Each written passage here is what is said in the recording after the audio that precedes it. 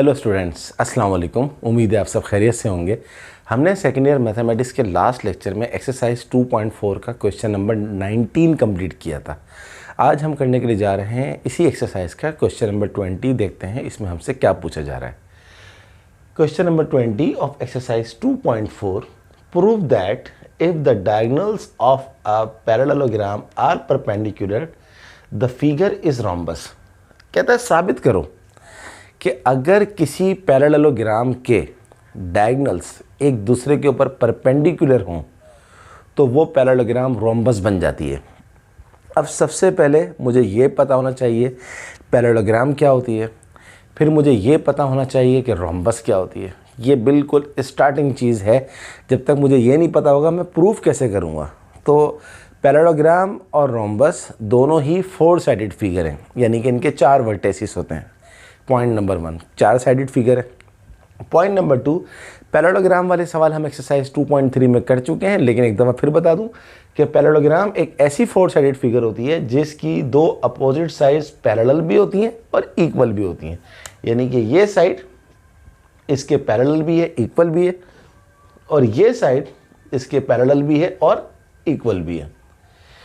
अब बात करते हैं रोम्बस की। रोम्बस भी 4 साइडेड फिगर होती है, लेकिन रोम्बस एक ऐसी 4 साइडेड फिगर होती है जिसमें ऑल साइड जो होती हैं वो बराबर होती हैं, इक्वल होती हैं।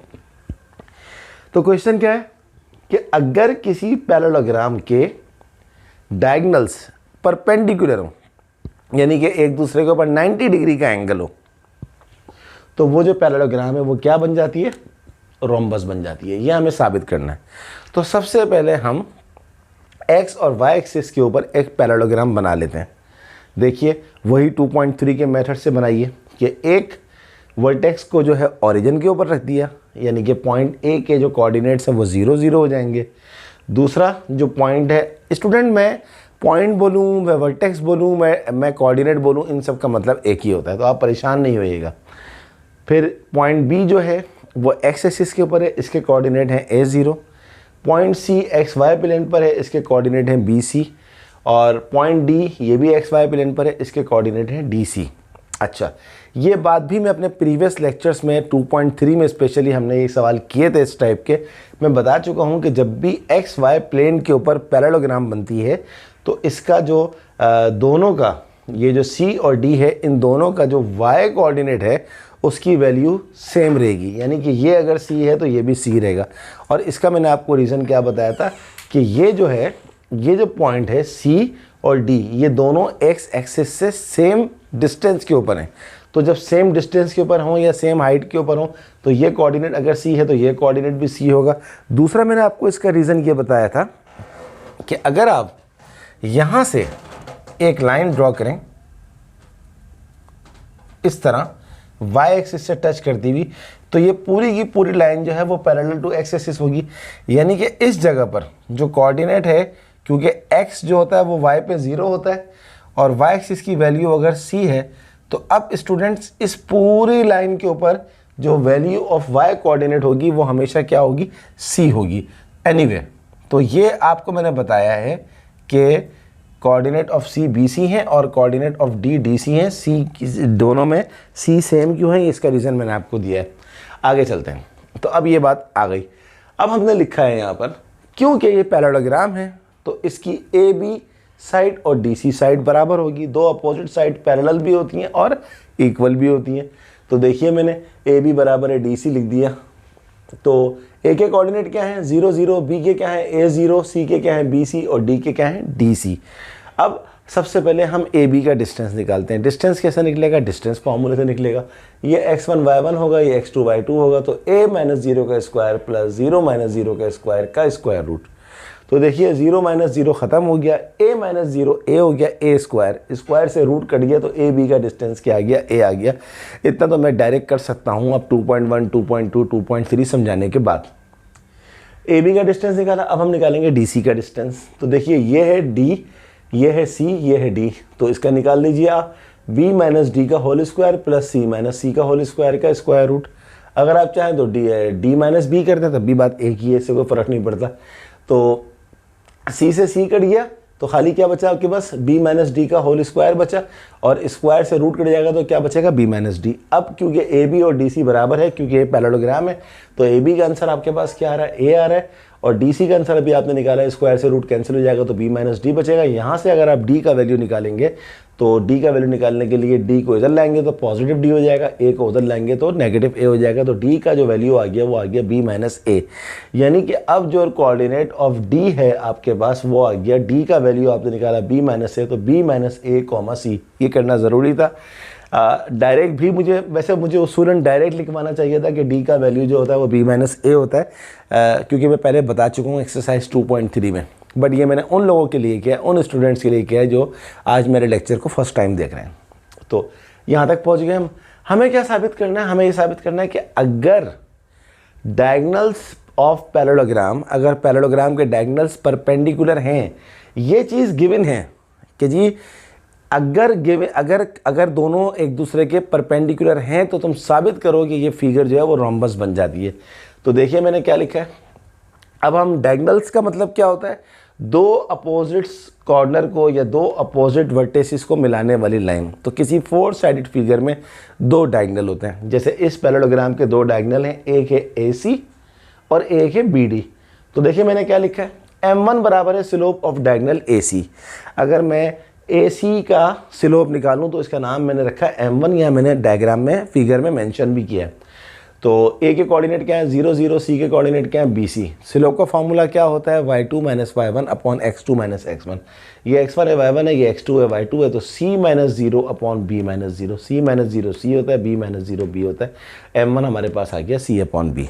अब हमने क्या निकालना है, M2 निकालना है। M2 क्या है, स्लोप ऑफ डायगोनल BD। तो दूसरा डायगोनल हमने क्या ले लिया, BD ले लिया, या लिख भी दिया M2 बराबर है स्लोप ऑफ डायगोनल BD।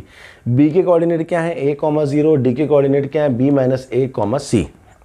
तो M2 हमारे पास क्या हो जाएगा, वही बात y2 minus y1 C minus 0 upon b minus a, क्योंकि ये b माइनस a जो है ये x2 है और x1 जो है वो a है, तो c माइनस 0 हो गया c, b माइनस a क्या होता है -2 है।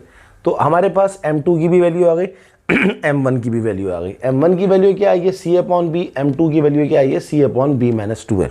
अब अकॉर्डिंग टू क्वेश्चन उसने कहा है कि दोनों डायगोनल्स एक दूसरे के ऊपर क्या हैं, परपेंडिकुलर हैं। परपेंडिकुलर एक तो लिखने में इंग्लिश में इस तरह होता है, और अगर आप इसका सिंबल बनाएंगे तो सिंबल इस तरह बनता है कि एक लाइन इस तरह बनाए हॉरिजॉन्टल, एक वर्टिकल बनाए, और यहाँ लगाते हैं R। इसका मतलब होता है परपेंडिकुलर। तो ये एक शॉर्ट फॉर्म है परपेंडिकुलर लिखने की, और वही फॉर्म मैंने यहाँ पर देखिए लिखी है। मैंने क्या लिखा है, according to question AC perpendicular to BD। ये वाला जो डायगोनल है AC ये BD के ऊपर परपेंडिकुलर है। कैसे पता लगा, ये उसने कहा है कि अगर डायगोनल्स ऑफ पैरेललोग्राम परपेंडिकुलर हैं। यहाँ तक पहुँच गया।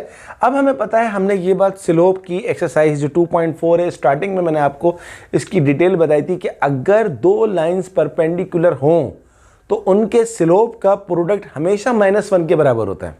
ये बात एक्सरसाइज 2.4 के शुरू के जो एक्सरसाइज से पहले जो थ्योरी है मैंने उसमें बहुत डिटेल में बताई थी।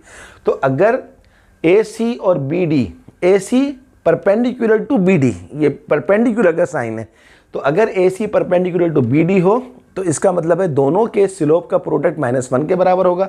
AC का प्रोडक्ट क्या है M1 मल्टीप्लाई बाय BD का प्रोडक्ट क्या है M2, और ये हमेशा किसके बराबर होता है, -1 के बराबर। अब यहाँ आ जाइए, M1 की जगह पर M1 की वैल्यू पुट करें। M1 की वैल्यू क्या है C upon B multiply by M2 की जगह पर M2 की वैल्यू पुट करें, क्या है C अपॉन B -2 है, इज इक्वल्स टू -1। ये लिखा हुआ है, सही है जनाब। C को C से मल्टीप्लाई करें C स्क्वायर, B को B -2 से करें, B को B से करेंगे B स्क्वायर, और B को -2 से करेंगे -2AB is equals to -1। C square को यहाँ रखें, ये B स्क्वायर -2AB पूरा का पूरा डिवाइड हो रहा है, वहाँ जाके -1 से मल्टीप्लाई हो जाएगा। तो ये हो जाएगा -2AB, जब -1 से होगा तो +2AB हो जाएगा, और B स्क्वायर जब -1 से होगा तो -B स्क्वायर हो जाएगा। इतना अलजबरा तो आपको आता ही है, after all you are second year student. तो ये आ गई C स्क्वायर की एक कंडीशन। इस कंडीशन को हम यूज़ करेंगे। अब हमने साबित क्या करना है कि अगर इस पैरेललोग्राम के डायगोनल्स परपेंडिकुलर है तो ये क्या बन जाएगी, रोम्बस बन जाएगी। रोम्बस का मतलब क्या बताया मैंने आपको, एक ऐसी फोर साइडेड फिगर जिसकी चारों साइड्स बराबर होती हैं। तो चारों साइड्स बराबर का मतलब है कि ए बी का डिस्टेंस, बी सी का डिस्टेंस, सी डी का डिस्टेंस और ए डी का डिस्टेंस बराबर आना चाहिए। देखते हैं, यहाँ लिखा भी है मैंने कि find the distance of A B, B C, C D and A D. सबसे पहले ए बी का डिस्टेंस निकालते हैं। ए के कोऑर्डिनेट क्या है 0 0, बी के क्या है a 0। तो इसका डिस्टेंस क्या आ जाएगा, A B x2 minus x1 का स्क्वायर, a माइनस 0 का square plus y2 minus y1 का स्क्वायर, 0 माइनस 0 का स्क्वायर। तो 0 खत्म हो गया, a माइनस 0 का स्क्वायर होगा a स्क्वायर, स्क्वायर से रूट कट जाएगा तो ए बी का डिस्टेंस आ गया a। अब हम चलते हैं आगे, अब हम निकालते हैं बी सी का डिस्टेंस। b के कोऑर्डिनेट क्या है a 0, c के कोऑर्डिनेट क्या है b c है, वो सामने लिखे हैं, इस पर भी लगाइए। x2 माइनस x1 का whole square plus y2 minus y1 का होल स्क्वायर, तो c माइनस 0 का स्क्वायर हो गया। b माइनस a का होल स्क्वायर खुल जाएगा किसके, a माइनस b के होल स्क्वायर के फॉर्मूले से। क्या फॉर्मूला होगा, b square minus 2ab plus a square, सही है जनाब, और प्लस c स्क्वायर। देखिए c माइनस 0 क्या होता है, c स्क्वायर, और c स्क्वायर की जगह पर मैं c स्क्वायर का जो मैंने अभी वैल्यू निकाला है, क्या वैल्यू निकाला है, 2ab माइनस b स्क्वायर। तो इस c स्क्वायर की जगह पर मैं एक स्टेप मिस करके डायरेक्ट वैल्यू लिख रहा हूँ, सी स्क्वायर शो नहीं करता क्योंकि इसका आंसर सी स्क्वायर ही आएगा। तो सी स्क्वायर की वैल्यू क्या है, 2ab माइनस बी स्क्वायर। देखें मैंने 2ab माइनस बी स्क्वायर लिखा। अब आप गौर से देखें, ये 2ab माइनस 2ab से कट गया, ये माइनस बी स्क्वायर से कट गया, तो खाली क्या बचा, ए स्क्वायर, और ए स्क्वायर का रूट क्या होता है, ए होता है। तो देखिए ए बी का डिस्टेंस निकाला वो भी ए आ रहा है, और बी सी का डिस्टेंस निकाला वो भी ए आ रहा है। अब हम निकालेंगे सी डी का डिस्टेंस, यानी कि इस साइड का डिस्टेंस। सी के कोऑर्डिनेट्स क्या है, बी सी, और डी के कोऑर्डिनेट्स क्या है, मैंने निकाले थे डी के कोऑर्डिनेट्स। देखें डी का वैल्यू क्या था, बी माइनस ए, और दूसरा वैल्यू तो सी ही रहेगा, तो डी की वैल्यू मैंने रख दी बी माइनस ए। डिस्टेंस निकालिए, क्या होगा, x2 माइनस x1 का whole square, b minus a minus B का whole square plus c minus C का होल स्क्वायर। अब आप देखिए c से c कट गया, ये तो खत्म हो गया 0 होके। ये देखिए ये b से b कट गया, क्या बाकी बचा, माइनस a का स्क्वायर क्या होता है, प्लस a स्क्वायर, और स्क्वायर से रूट कट गया, आपके पास आ गया a। तो इसका मतलब है, देखें अब तक आपने ए बी का डिस्टेंस निकाला, a आ रहा है, बी सी का डिस्टेंस निकाला, a आ रहा है, सी डी का डिस्टेंस निकाला, वो भी a आ रहा है। अब आखिरी साइड ले लीजिए ए डी। अब ए डी का डिस्टेंस निकाल लें। ए के कोऑर्डिनेट क्या है 0 0, डी के कोऑर्डिनेट्स क्या है बी माइनस ए और सी। तो ए डी का डिस्टेंस क्या हो जाएगा, x2 माइनस x1 का स्क्वायर, b माइनस ए माइनस 0 का square plus y2 minus y1 का स्क्वायर, c माइनस 0 का स्क्वायर, यानी कि c स्क्वायर। तो b माइनस ए माइनस 0 का स्क्वायर क्या हो जाएगा, b माइनस ए का स्क्वायर प्लस c माइनस 0 का स्क्वायर हो जाएगा c स्क्वायर। आगे देखिए b माइनस ए का होल स्क्वायर मैंने फॉर्मूले से खोल दिया, b square minus 2ab plus a square plus C square की जो वैल्यू मैंने यहाँ निकाली थी इस जगह पर, वो क्या है 2ab माइनस बी स्क्वायर। तो यहाँ रख दिया। यहाँ रखने के बाद गौर से देखें, ये 2ab माइनस 2ab से कट रहा है, ये minus B square plus B square से कट रहा है, बाकी क्या बचा ए स्क्वायर। स्क्वायर से रूट कैंसिल हो जाएगा, ये आ जाएगा ए। तो आप नोट करें ए बी का आंसर भी ए आ रहा है, बी सी का आंसर भी ए आ रहा है, सी डी का आंसर भी ए आ रहा है, और ए डी का आंसर भी ए आ रहा है। यानी कि A B, B C, C D, A D, इन चारों का आंसर ए आ रहा है। इसका मतलब है कि ये चारों साइड्स बराबर हैं।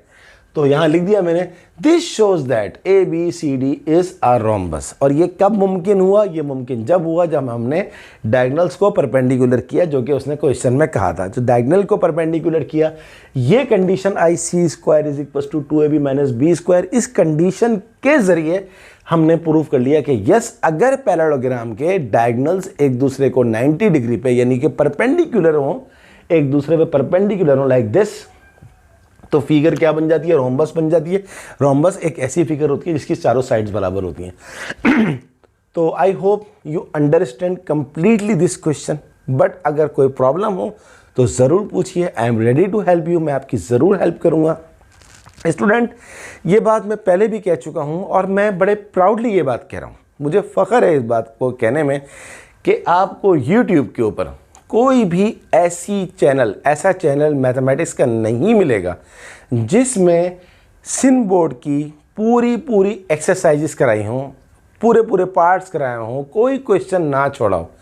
अब अगर आपकी नज़र में कोई चैनल है जिसमें 100% एक्सरसाइज करवाई जा रही हो, 100% chapter each and every question करवाया जा रहा हो, काइंडली आप मुझे ज़रूर बताइए। तो मैं बताऊंगा कि हाँ जी, सिर्फ मैं ही नहीं हूँ, कोई दूसरा भी है जो ईच एंड एवरी क्वेश्चन करवा रहा है। तो ये बात मैं बड़ी प्राउडली कहता हूँ। और ये बात कहने की एक और वजह ये है कि मैं चाहता हूँ कि आप जितनी डिटर्मिनेशन से मैं आपको पढ़ा रहा हूँ, इतनी डिटर्मिनेशन से आप पढ़ें। और आप सबसे रिक्वेस्ट है कि मेरे चैनल को ज़रूर सब्सक्राइब करें और मेरी वीडियोस को लाइक करें, अपने तक महदूद ना रखें, अपने तमाम दोस्तों को शेयर करें। तो स्टूडेंट्स, अगली क्लास तक के लिए अल्लाह हाफ़िज़।